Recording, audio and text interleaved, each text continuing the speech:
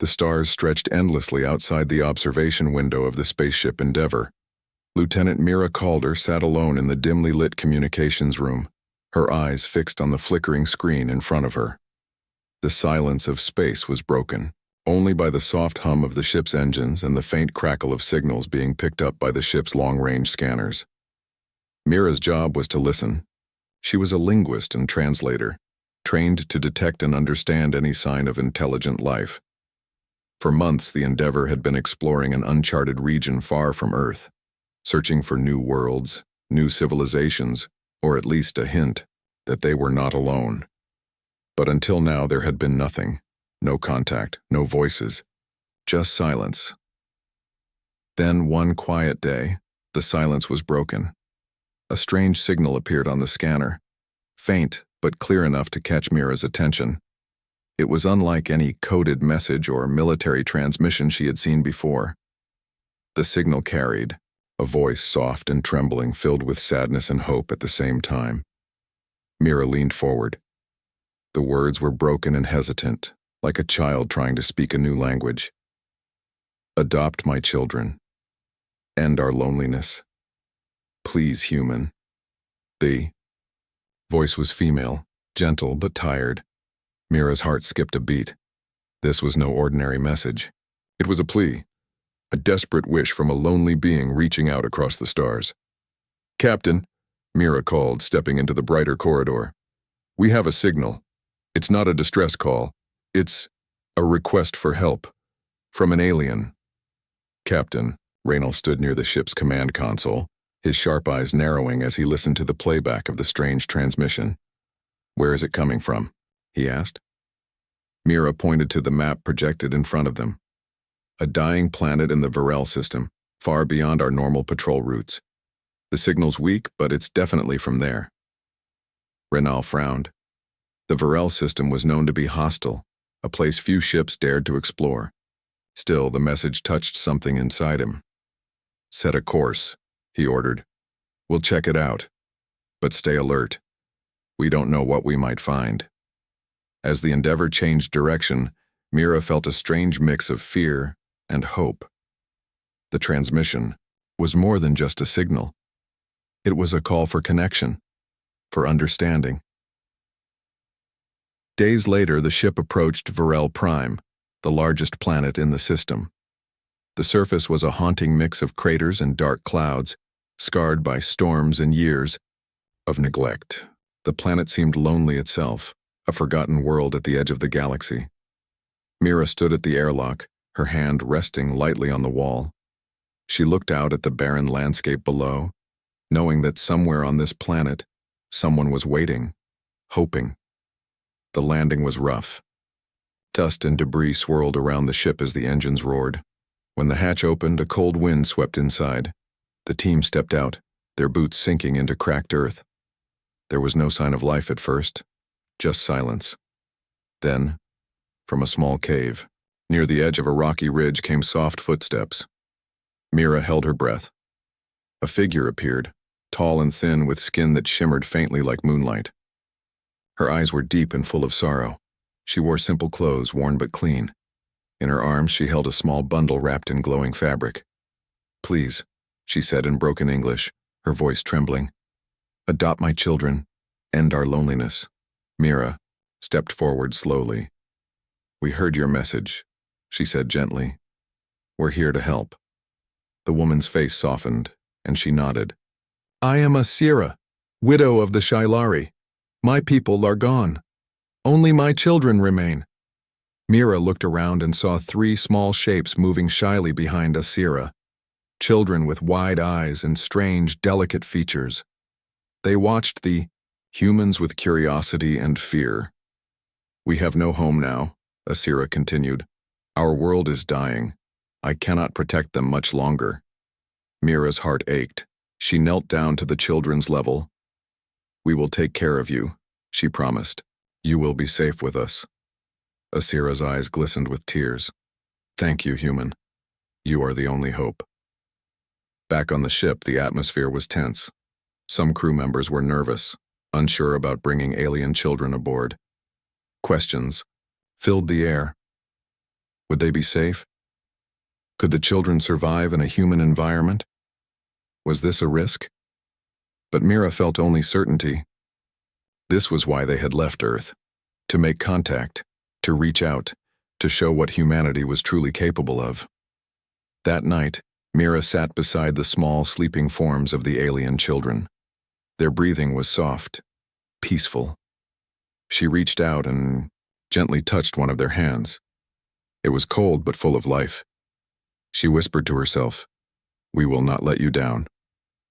Outside the ship, the stars continued to shine, watching silently as a new chapter began. A story of hope, of connection, and of what it means to be human.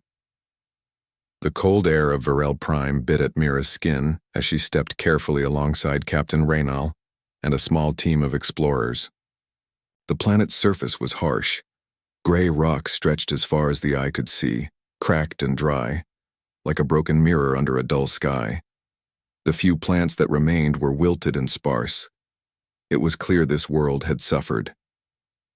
Yet, despite the bleak landscape, Mira felt something else.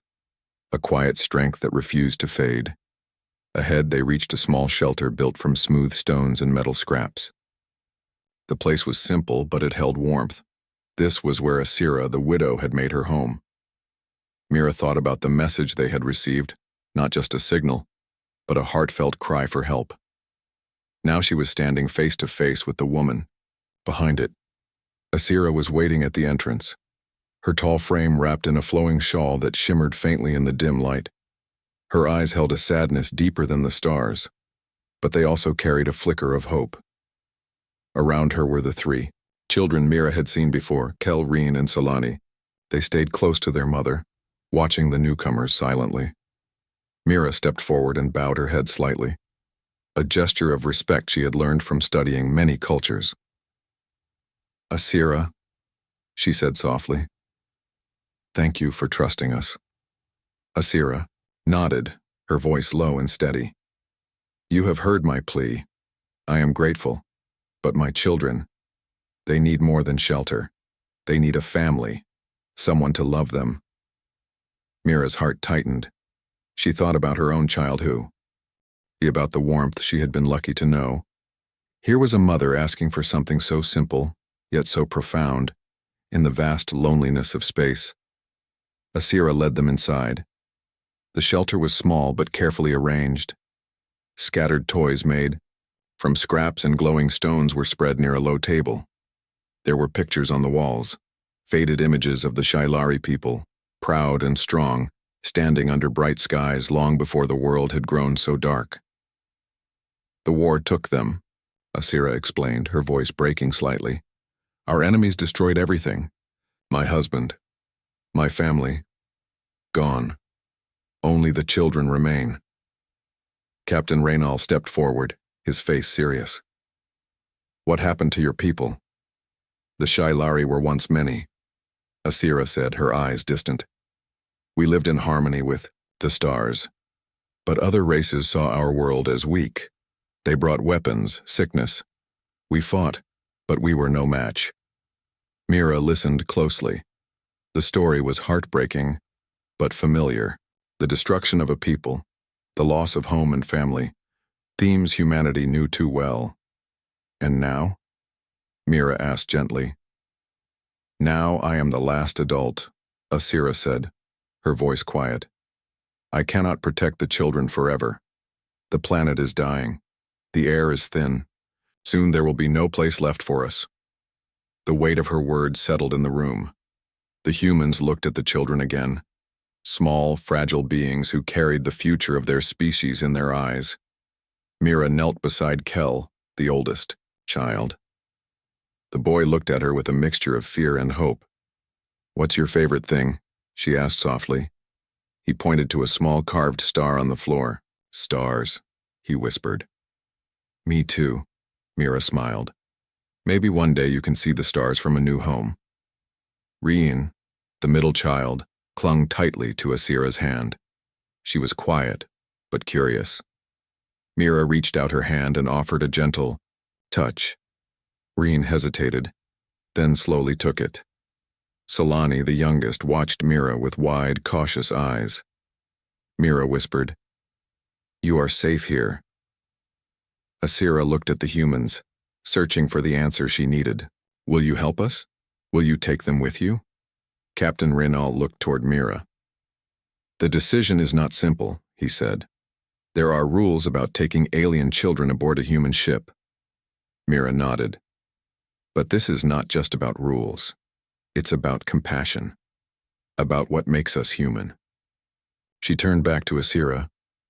"We will do everything we can to protect your children, but it will not be easy. There will be challenges." The widow smiled faintly, the first true smile since they had arrived. "Thank you, human. You carry more light than your stars." As the team prepared to leave, Mira stayed behind a moment longer. She watched Asira cradle her children, whispering quiet words. It was a mother's love, the strongest force she had ever known. On the journey back to the Endeavor, Mira's mind was full of questions. How would the children adapt?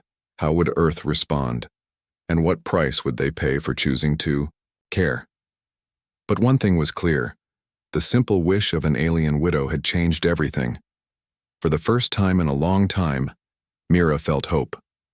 The journey back to Earth was long and quiet. The Endeavor sailed through the black ocean of space, carrying a precious cargo, 3 alien children, and a hope for a new beginning. Lieutenant Mira Calder spent most of her time with the children. She knew this was more than a mission now. It was a promise to keep these young lives safe, to give them a chance to grow, to belong. Kel, the eldest, was cautious but curious. He watched the human crew with wide eyes, trying to understand their strange ways. He often sat by the observation window staring at the endless stars, his fingers tracing invisible patterns in the air. Mira wondered what he saw in the dark sky, memories of a home that was gone or dreams of a future yet to come. Reen, the middle child, was quieter. She spoke little but listened with sharp attention. Sometimes when Mira talked to the crew, Reen would watch her closely, her eyes full of questions and wonder.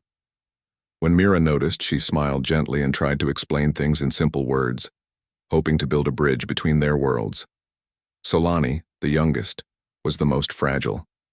She clung to Asira's shawl even though the widow was no longer there. Her small hands trembled, but her eyes held a spark, a light that refused to be extinguished.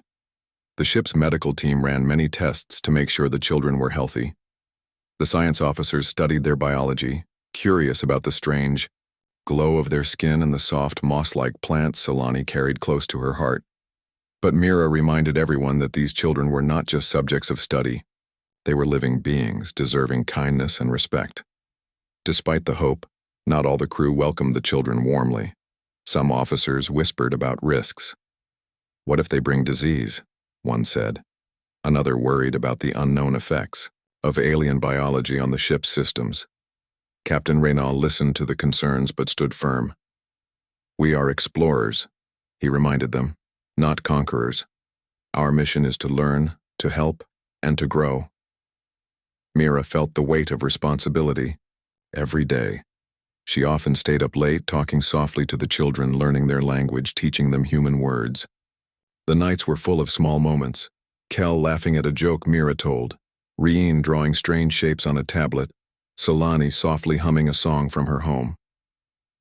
One evening, as the ship moved through a glowing nebula, Mira sat with Kel near the observation window. "Do you miss your home?" she asked gently.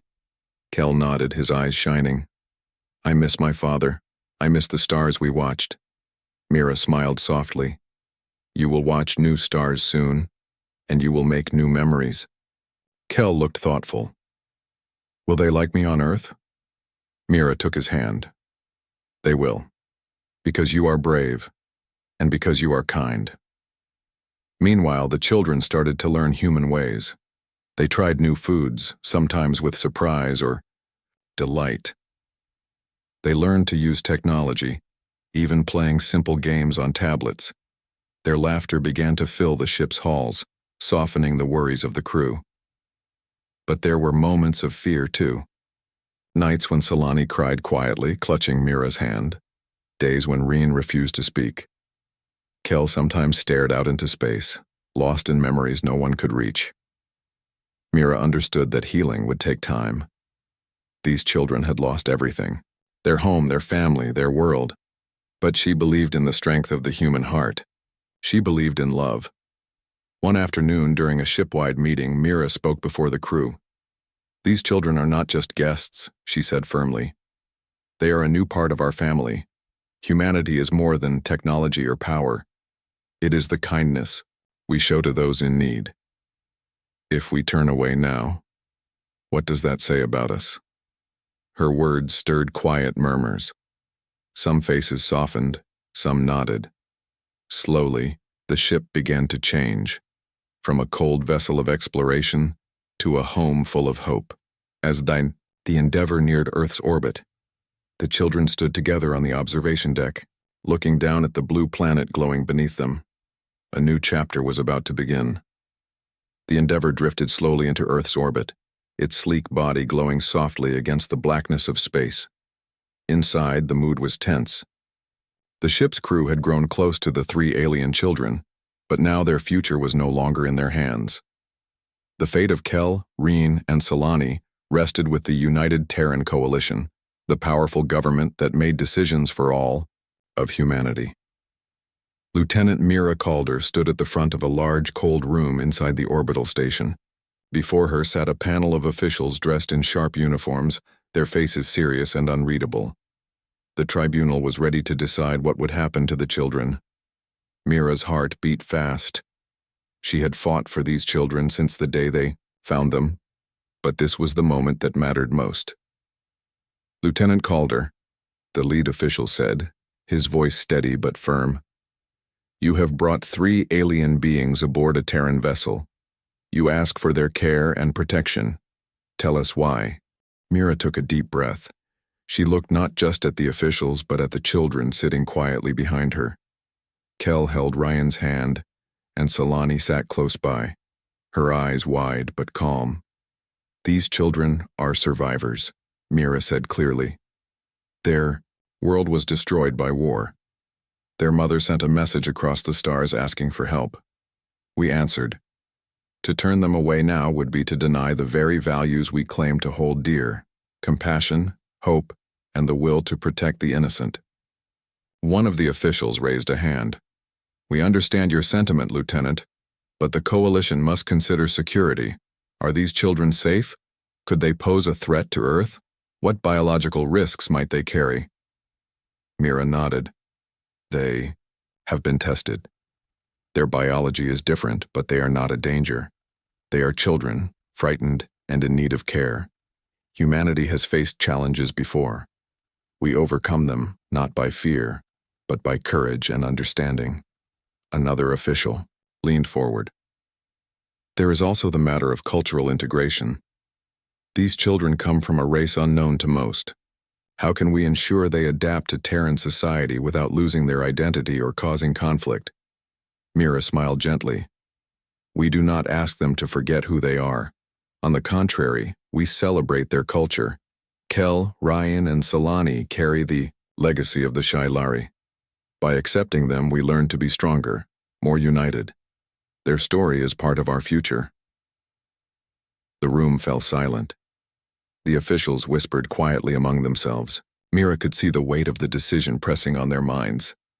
Suddenly, a voice came from the back of the room. It was Asira, speaking through a video message recorded before her passing. "My children," she said softly, her face calm and proud, "if you hear this, I am no longer with you. But my wish remains, that you live with love, with hope. Trust the humans who answer your call. They are kind. They are strong. They are family." Tears filled Mira's eyes as the message ended. She looked at the officials once more, her voice firm. "This is not just a political decision. It is a matter of humanity." Hours later, after long debate, the verdict was announced. The tribunal granted Mira temporary guardianship of the children, allowing them to live aboard the Endeavour and eventually on Earth under her care.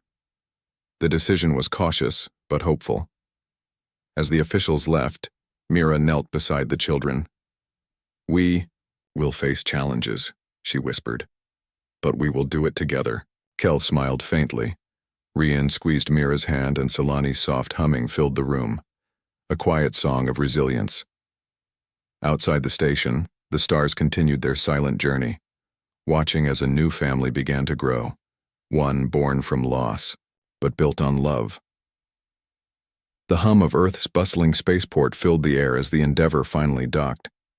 After months of travel and uncertainty, the ship had brought back more than just explorers. It carried 3 fragile lives, the last of the Sci-Fi children. Lieutenant Mira Calder stood at the airlock waiting with the children close behind her. The world beyond was unlike anything they had seen before. Bright lights, tall buildings, and the sound of thousands of voices. This was Earth, the home they had never known but were about to make their own. Kel, the eldest, tightened his grip on Mira's hand, eyes wide with wonder and fear.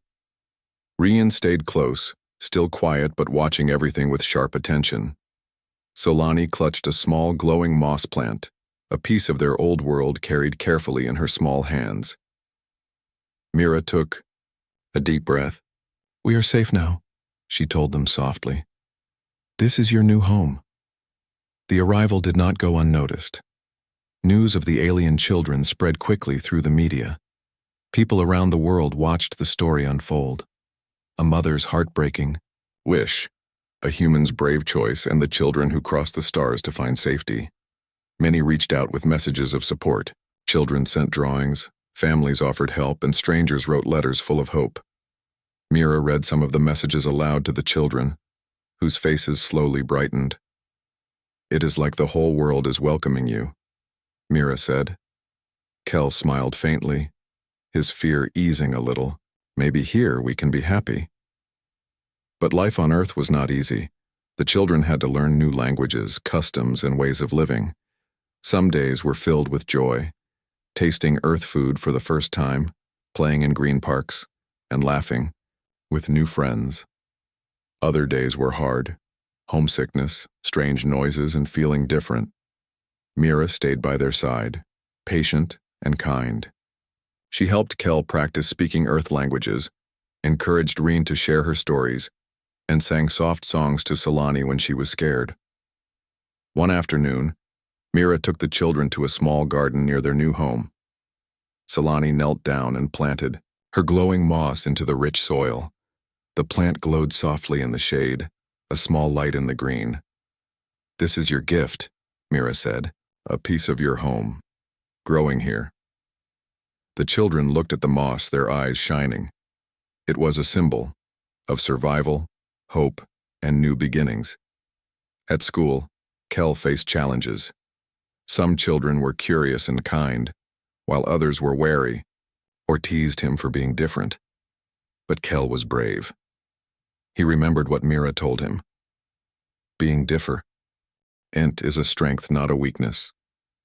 Reen found friends who loved her stories and drawings. She began to open up, sharing pieces of the Sci-Fi culture through art. Her quiet voice grew stronger every day. Solani, still small and shy, found comfort in the soft touch of the moss in the garden and in Mira's gentle care. Mira also began working with Earth's leaders, telling them about the children's world and the importance of acceptance. Slowly, people listened. Her efforts led to new programs, schools that welcomed alien children, communities that celebrated diversity, and families who opened their hearts to those in need. The story of the Sci-Fi children became a symbol, proof that humanity's true strength was its kindness. One evening, as the sun set behind the city's tall towers, Mira stood with the children on their balcony. The sky was a deep purple, stars beginning to shine. Kel pointed to a bright star. "That one looks like home." Mira smiled and took his hand. "It is home, because home is where we love and are loved." The children laughed softly, their fears melting into hope. They had crossed the vast darkness of space and found a family not born of blood, but of heart. And in that moment, Mira knew the future was bright. Years had passed since the endeavor brought the Shailari children to Earth. The world had changed, slowly but surely, as more people learned their story and opened their hearts. Mira Calder, once a lonely officer, now had a home full of laughter and life. Kel, Ryan, and Solani were no longer small children. They had grown strong and curious, walking the fine line between two worlds, the human world and the Shailari, heritage they carried inside them. Kel stood tall and confident. His sharp mind and kind heart made him a bridge between cultures. He often spoke at events, sharing stories of Virel Prime and the importance of hope. Reen, once shy and quiet, had blossomed into a gifted artist and storyteller. Her drawings captured the beauty of her lost world and the joy of new beginnings. She helped others understand that difference was a treasure, not a threat. Solani, the youngest, had found her own way. Her connection to the glowing moss of Virel Prime had grown stronger. She studied botany and dreamed of restoring life to dying planets. Mira watched them with pride and love. Their journey had not been easy, but they had found family in each other, a family built not by blood but by choice and heart. One evening, Mira sat with the children in their garden. The glowing moss lit the air softly, casting gentle shadows on their faces. "Do you remember your mother?" Mira asked quietly. Kel nodded. "She was brave. She gave us hope." Reen smiled. "She wanted us to live with love." Solani looked up at the stars. "I want to help make other worlds alive." Again, Mira squeezed their hands. "You are doing that already. By living, by loving, you bring new life wherever you go." Their story had reached beyond Earth. A neighboring alien race, the Zevra, had watched closely. For years, they had been wary of humans, unsure if Earth was friend or foe. But the Shailari, children, changed everything. When the Zevra sent a message to Earth, it was filled with respect and hope. They spoke of peace, of cooperation, and of learning from each other. Mira helped prepare for the first meeting between humans and Zevra leaders. She knew it was a chance to build a future where no one was alone. At the meeting, Kel stood beside Mira and the Earth representatives. He spoke clearly, telling the story of his people, of loss and survival, and of the power of kindness. The Zevra listened, moved by the courage and warmth of these young ambassadors. As talks continued, Earth and the Zevra began working together, sharing knowledge, exploring science, and helping each other heal old wounds. Mira felt a deep sense of peace. The loneliness that had once filled her heart was gone. She had found family, purpose, and hope. One night, as the city lights twinkled below, Mira looked at the children and said, "When we say family, it is more than words. It is love, trust, and courage." Kel smiled.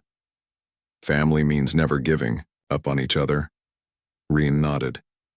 "Family means sharing your story." Solani added softly, "Family means helping others grow." Mira hugged them close. "Together, we are strong. Together, we are home." The stars above shone brightly, as if smiling down on a family that had crossed worlds and hearts to find each other. And in that light, the future looked full of promise. The sun rose slowly over Virel Prime, casting a soft golden light across the land that was once full of life. Now, the planet showed signs of healing.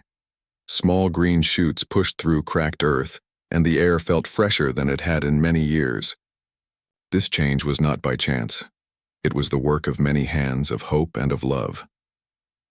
Lieutenant Mira Calder stood quietly beside Kel, Reen, and Solani.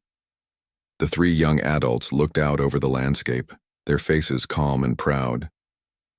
They had returned to the planet of their birth, now ready to honor their past and embrace their future. "This place was your home," Mira said gently, "and it will always be a part of you." Kel nodded. "We carry it in our hearts." Reen added, "And we bring it to life again." Solani knelt to the ground and carefully planted a glowing moss from earth into the soil. The plant shimmered softly, a symbol of hope and renewal. As they worked, Mira told them about Asira, their mother, their protector, their guiding light.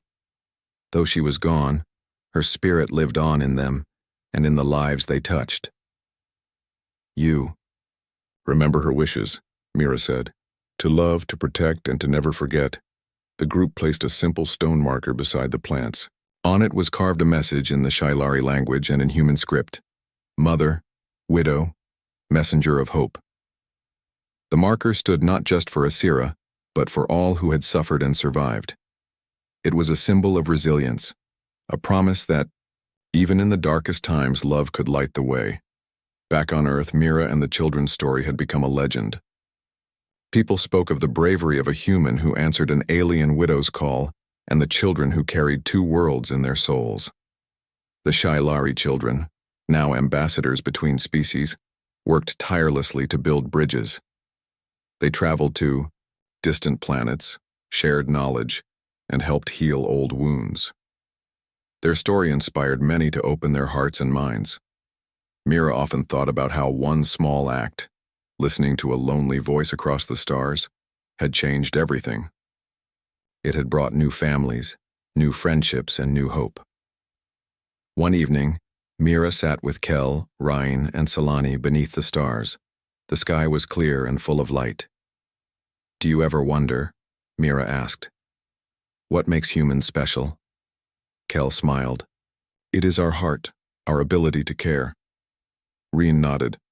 Our courage to love without limits. Solani added softly. And our hope, even when all seems lost. Mira looked at them, feeling a deep peace.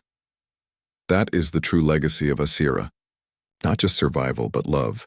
Not just memory, but action. As the stars twinkled above, Mira knew that humanity's greatest strength was not in weapons or technology, but in the simple, powerful choice to care for one another, no matter who they were or where they came from. The story of the alien. Widow and her children had ended, but their legacy had only just begun. Across the galaxy, hearts beat with hope, and humanity's light shone brighter than ever.